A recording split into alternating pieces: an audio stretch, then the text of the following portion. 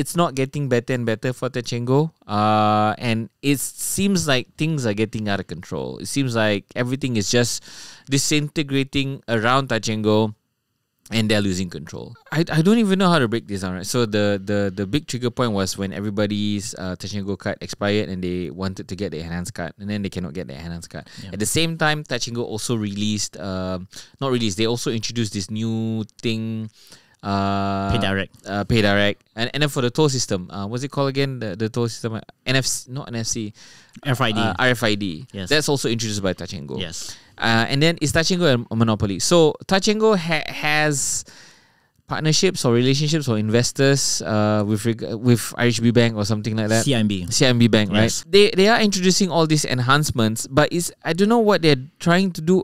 It's like they introduce all these new things that are really good and can open the system and can make the system like very useful for a lot of people.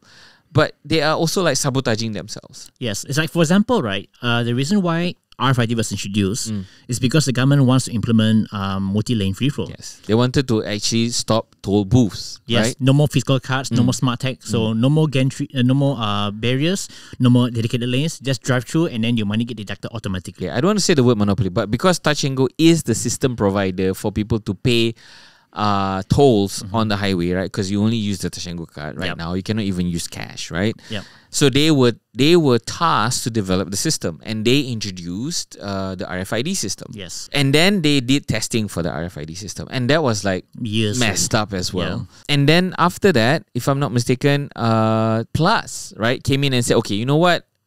We are also going to do a RFID system because this is going to benefit everybody.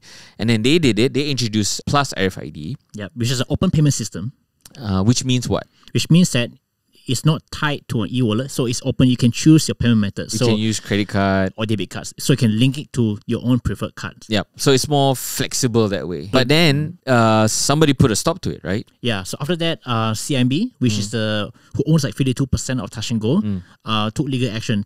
Basically, they said that Plus is violating a joint venture agreement that was signed in 1998 about toll payment solution.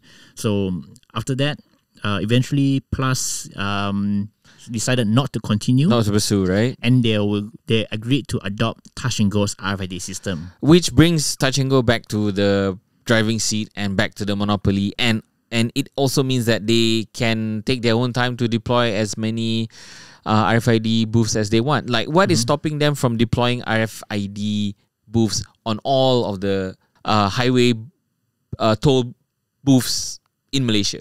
You mean the number of the lanes? Yes. That's actually under the jurisdiction of the Malaysian Highway Authority. So they are the one who can decide how many booths are available. But I don't see.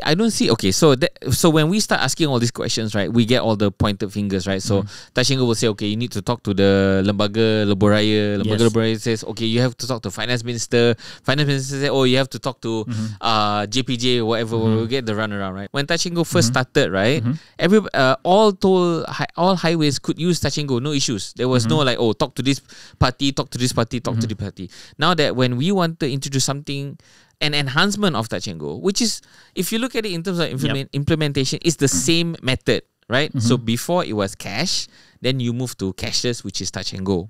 So to deploy that, you had to get everybody's agreement, and they made it happen. Now, why is there a problem to move from Touch 'n Go to RFID? Again, it's basically, I would say, overall mismanagement and also a lack of policy push. Because, okay, for example, the RFID, right, when it was announced, right, the Highway Authority also set a target to achieve multi-lane free flow by 2025. And RFID is supposed to be an enabler of that. So it was announced that they aim to reach 60% RFID adoption rate by the end of 2022. So when most highways implemented it, I think the last one, the major one, will be Plus Highway in 2022, last year.